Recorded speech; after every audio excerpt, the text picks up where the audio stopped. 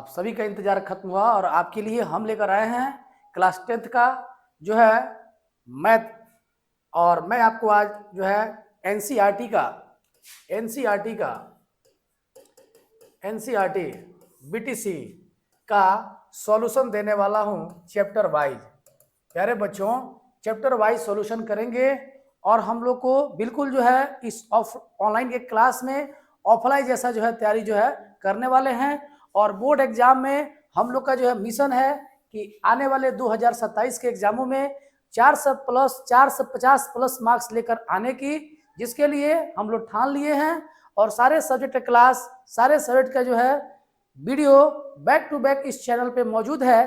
तो प्यारे साथियों, देर ना जो है करते हुए इस चैनल को सब्सक्राइब करें और हमसे अधिक से अधिक संख्या में जुड़े और अपने बोर्ड एग्जाम की तैयारी अच्छा से अच्छा जो है कीजिए। और आइए, आपके लिए मैं लेकर आया हूं और आगे लेकर जो है चलता हूं क्लास को। और क्लास में क्वेश्चन हम लोग को बनाना है। आइए मैं आपको दिखा रहा हूं कि ये क्वेश्चन है एक्सरसाइज 1.1 का। एक्सरसाइज 1.1 का जो है क्वेश्चन है। और इस क्वेश्चन में आप लोग को जैसा कि जानते हैं कि ये प्रश्नावली है और यूक्लिड डिवीजन पर आधारित सवाल है। और यूक्लिड डिवीजन में आप सभी जानते हैं कि यूक्लिड डिवीजन है क्या। यूक्लिड डिवीजन में होता है कि a equal to B Q plus R, जहां r जो है रिमाइंडर है। और रिमाइंडर में ये बतलाया जाता है कि a बराबर बी क्यू प्लस आर के द्वारा अगर किसी सवाल का HCF निकालना हो तो ये प्रोसेस तब तक अप्लाई किया जाता है जब तक रिमाइंडर का मान 0 ना हो जाए। जब रिमाइंडर का मान 0 हो जाता है तो ये जो b होता है यही HCF हो जाता है। आइए प्यारे साथियों, एक सवाल बनाकर हम दिखाते हैं। एक क्वेश्चन दिया 135 और 225 को, तो मैं a बराबर मान लूंगा 225 और b बराबर मान लूंगा 135। तो इसके हिसाब से मैं जो है अब कह रहा हूं कि 225 बराबर 135 इंटू 1 प्लस क्या होगा। अब घटाएंगे हम लोग कि 135 एक में 135 और चलिए 225 में से 135 घटा देंगे, 0 होगा। 12 में से 3 जाएगा तो 9 होगा, 90 हो जाएगा, है ना। दूसरा स्टेप साथियों होगा 135 का। 135 यहाँ 90 एक में 90 होगा और यहाँ हो जाएगा 45। अब तीसरा साथियों स्टेप होगा 90 का, तो यहाँ हो जाएगा 45 दूनी 90 और प्लस आर का मान कितना हो जाएगा, 0 हो जाएगा। इस कंडीशन में मैं आपको बता दूं कि a बराबर बी क्यू प्लस आर, और आर का मान देखिए 0 हो गया है। उस कंडीशन में b यानी कि b बराबर 45 जो होगा यही आपका क्या होगा, HCF होगा। ठीक ना, देखेंगे ऐसे ही सवालों को हम लोग बनाए हुए थे। आइए देखते हैं। अब देखते हैं दूसरा सवाल। दूसरे सवाल को बनाता हूं। दूसरा सवाल आपका दिया हुआ है, दूसरा क्वेश्चन है 196 और 38,220। साथियों, इस सवाल को बनाना है तो मैं लिखूंगा 38,220 बराबर 196 कितने मर्त में जाएगा, तो 196 और 195 कितने मर्त में जाएगा। तो देखे हैं, देखिए 6 पचे 30 और 9 पचे 45, 3 48 के हाथ में 4 1 पचे 5 4 9 9 6 54 के 4 5 9 9 81 और 5 86 के 6 में 8 9 1 में 9 8 17, है ना। 6 1 में 6 9 1 में 9 1 1 में 1 0 8 4 12 के 2 9 6 15 6 21 के 1 हाथ में 2 9 और 9 18 के 8 हाथ में 1। देखिए 38,120 38,120 गड़बड़ हो रहा है क्या। 0 8 4 12 के 2 10 6 16 6 22 38,220 और 196 गुण है 195 प्लस 0 आ गया। देख लीजिए तो यहाँ पर आपका HCF बताइए, A बराबर B Q plus R, R का वैल्यू देखिए यहाँ पे 0 हो गया, तो बी जो होगा वो HCF हो जाएगा, यानी कि HCF का मान कितना हो जाएगा, 196 हो जाएगा। प्यारे साथियों देख लेंगे, इसको मैं दूसरी बार बना रहा हूं कि आपको समझ में आ जाए। आइए देखते हैं इस क्वेश्चन को। इसके बाद तीसरा क्वेश्चन है इसका 867 और 255। इसको कैसे बनाएंगे, तो 867 इक्वल टू 255 गुण है, कितने मर्त में जाएगा, तो 255 तिहाई, कितना होगा, 5 तिहाई 15 का 5 और 3 5 15 16 के 6 हाथ में, 16 के 6 हाथ में 1 3 दूनी 6 1 765, यानी कि 867 में 765 घटाएंगे, 7 में से 5 जाएगा तो 2 होगा, 0 102 होगा, है ना। तो 255 तिहाई प्लस कितना होगा 102। अब आइए यहाँ पर अब फिर लिखते हैं 255 और यहाँ करते हैं 102 दूनी 204, तो 225 में 204, तो 5 में से 4 जाएगा तो 1 21 हो जाएगा प्लस 21। अब चलिए फिर यहाँ 102 करेंगे तो 21 21 चौका 84, तो 102 में से 84 घटेगा, 12 में से 4 जाएगा तो 8 हो जाएगा, और 9 में से आ जाएगा 1 18 हो जाएगा, कितना होगा 18। अब चलिए 21 बराबर 18 में 18 प्लस 3,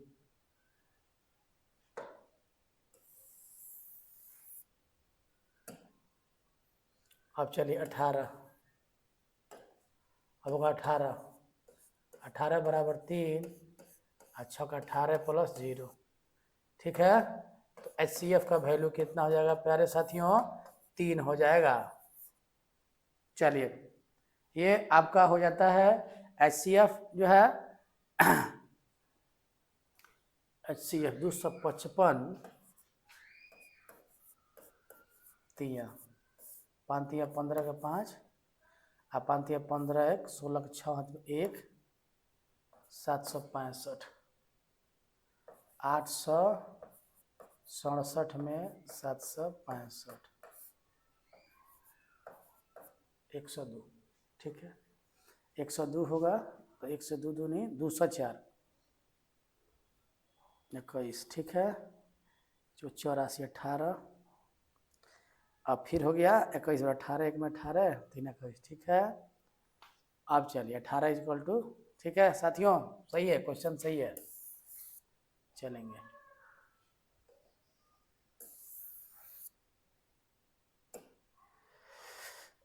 पहला क्वेश्चन फिनिश हो जाता है। आइए देखते हैं हम लोग दूसरा क्वेश्चन। दर्शाइए कि धनात्मक विषम पूर्णांक, साथियों धनात्मक विषम पूर्णांक क्या होता है, तो कोई भी धनात्मक विषम पूर्णांक 1 हो सकता है, 3 हो सकता है, 5 हो सकता है, 7 हो सकता है, डॉट डॉट डॉट हो सकता है, और एक को हम लोग लिख सकते हैं इसे 6Q प्लस 1 के रूप में, 3 को लिख सकते हैं 6Q प्लस 3 के रूप में, 5 को लिख सकते हैं 6Q प्लस 5 के रूप में, 7 को लिख सकते हैं 6Q प्लस 1 के रूप में, उसी तरह 9 को लिख सकते हैं 6Q प्लस 3 के रूप में, 11 को लिख सकते हैं 6Q प्लस 5 के रूप में, 13 को लिख सकते हैं कि 6Q प्लस 1 के रूप में। साथियों इस चैप्टर में आप जितने विषम संख्याओं को मैंने यहाँ लिख रहा है यहाँ Q का मान 0 है, यहाँ Q का मान 0 है, यहाँ Q का मान 0 है, यहाँ Q का मान 1 है, 6 में 6, यहाँ Q का मान 1 है, यहाँ Q का मान 1 है, यहाँ Q का मान 2 है। अब देखिए इस पूरे सवाल में जितनी विषम संख्याएं इसमें आ रही है सारी संख्याएं जो है 6Q + 1, 6Q + 3, 6Q + 5, फिर यहाँ से देखिए अब आगे 6Q + 1, 6Q + 3, 6Q + 5, फिर यहाँ से 6Q + 1, 6Q + 3, ये रिपीट होता रहेगा। तो हम कहेंगे यहाँ क्लियरली क्लियरली क्लियरली सभी विषम पूर्णांक, सभी विषम पूर्णांक 6Q + 1, 6Q + 3 और 6Q + 5, 6Q + 5 के रूप में होता है, के रूप में होता है, के रूप में होता है, के रूप में होता है।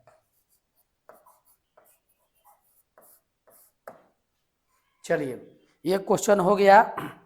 आइए अगले सवालों को मैं देखता हूं इसके बाद के क्वेश्चन को।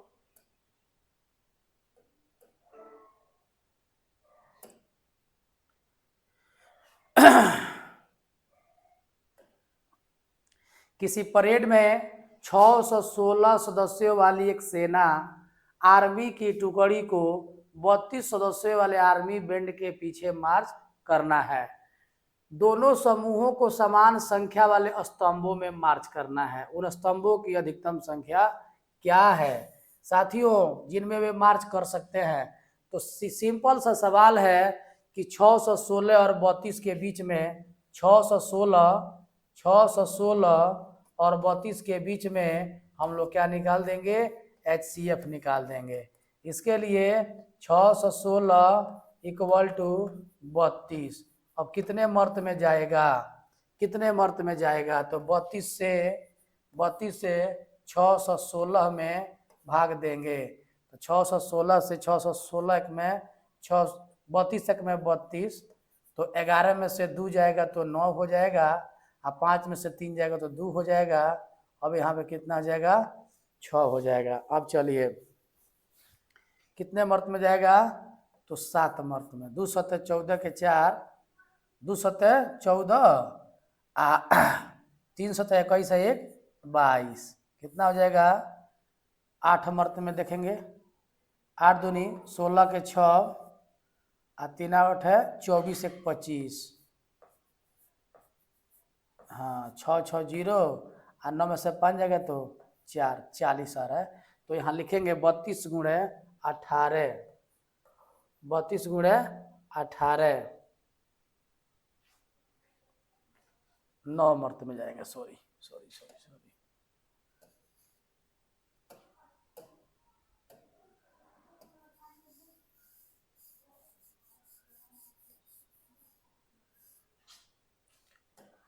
हम यहाँ कर देते हैं 32 एक में 32, तो 11 में से 2 जाएगा तो 9, 5 में से 3 जाएगा तो 296।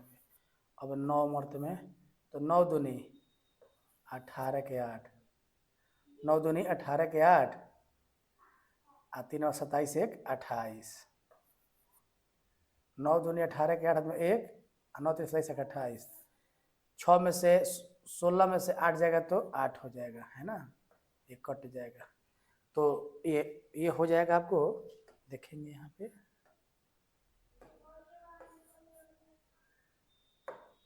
32 × 19 और प्लस क्या हो जाएगा? 8 हो जाएगा, है ना।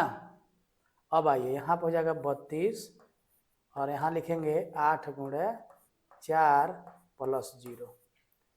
साथियों A = BQ + R। R का मान देखिए 0 हो गया, तो उस कंडीशन में जो B होगा वो HCF हो जाएगा, यानी कि यहाँ कंप्लीट HCF आपका क्या हो जाता है? 8 हो जाता है। ठीक ना, कोई दिक्कत है? चलिए इस सवाल को आप लोग यहाँ समझ गए होंगे। आइए देखते हैं आपको तीसरा के बाद से चौथा क्वेश्चन। कह रहा है कि यूक्लिड विभाजन प्रमेय का प्रयोग कीजिए। किसी धनात्मक पूर्णांक का वर्ग किसी पूर्णांक m के लिए 3m या 3m+1 के रूप में होता है। तो साथियों किसी भी धनात्मक पूर्णांक का वर्ग, किसी भी धनात्मक पूर्णांक का वर्ग, जैसे 1 का स्क्वायर 1 होगा, 2 का स्क्वायर 4 होगा, 3 का स्क्वायर 9 होगा, 4 का स्क्वायर 16 होगा। इनको हम लोग जो है देखते हैं। इसको मैं लिख देता हूँ कि 3m + 1।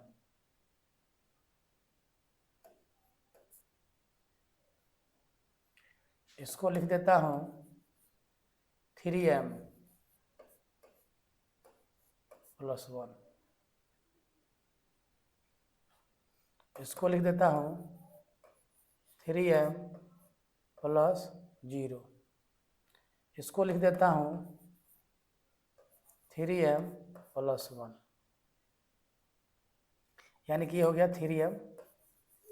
अब यह 5 का स्क्वायर लिखेंगे 25 हो जाएगा। इसको भी लिखेंगे 3m + 1। साथियों यहाँ पर m का मान, यहाँ m का मान बोलिए क्या है, 0 है। यहाँ पर m का मान कितना है, 0 है, सॉरी 1 है।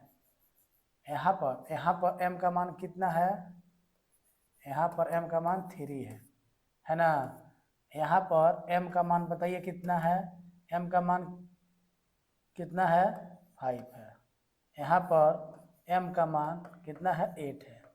साथियों किसी भी धनात्मक पूर्णांक का वर्ग जो होगा, या तो इस पूरे एग्जाम्पल से हमको यहाँ स्पष्ट हो जाता है क्लियरली, या तो वह 3m के रूप में होगा या 3m + 1 के रूप में होगा।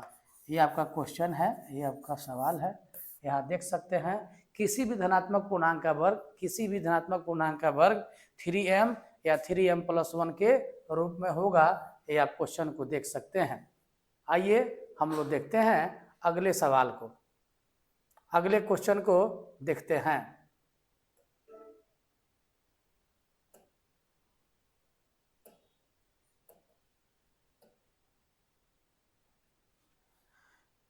कहता है कि यूक्लिड विभाजन प्रमेय का प्रयोग करके दर्शाइए कि धनात्मक पूर्णांक का वर्ग किसी पूर्णांक m के लिए, ये तो बना ही दिया हूं। चलिए ये क्वेश्चन तो हो ही गया है, इस क्वेश्चन को मैं बना दिया।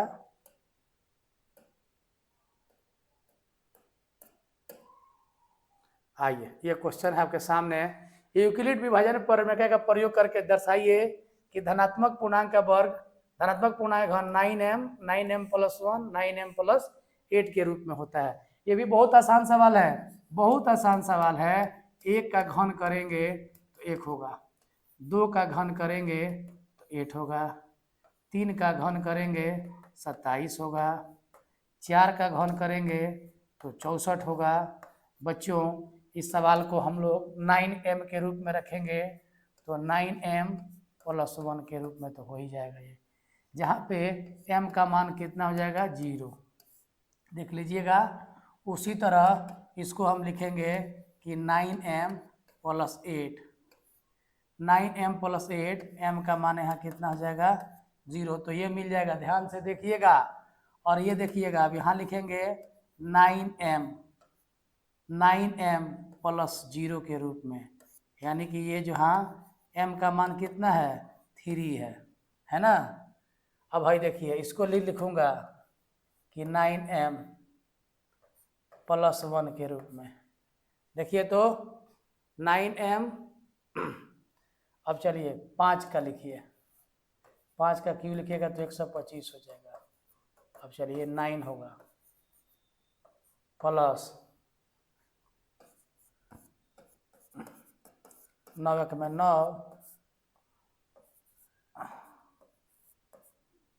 9 3 27, 8। तो 9m + 8 के रूप में होगा। m का मान कितना होगा, 13। सारे सवालों को मैं देखता हूं तो क्लियरली मैं कह सकता हूं, देखिएगा यहाँ क्लियरली, किसी भी धनात्मक पूर्णांक का घन जो होगा या तो 9m + 1 यहाँ देखिए 9m + 8 या 9m के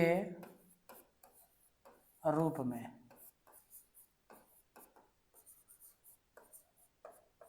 धनात्मक पूर्णांक के घन को निरूपित किया जाता है, निरूपित किया जाता है। धन्यवाद प्यारे साथियों। तो आपका एक्सरसाइज 1.1 के एनसीईआरटी का ये पूरा चैप्टर कंप्लीट हो जाता है। तो हम लोग नेक्स्ट वीडियो में आएंगे तो एक्सरसाइज 1.2 को लेकर आएंगे। आज के लिए इतना ही, धन्यवाद।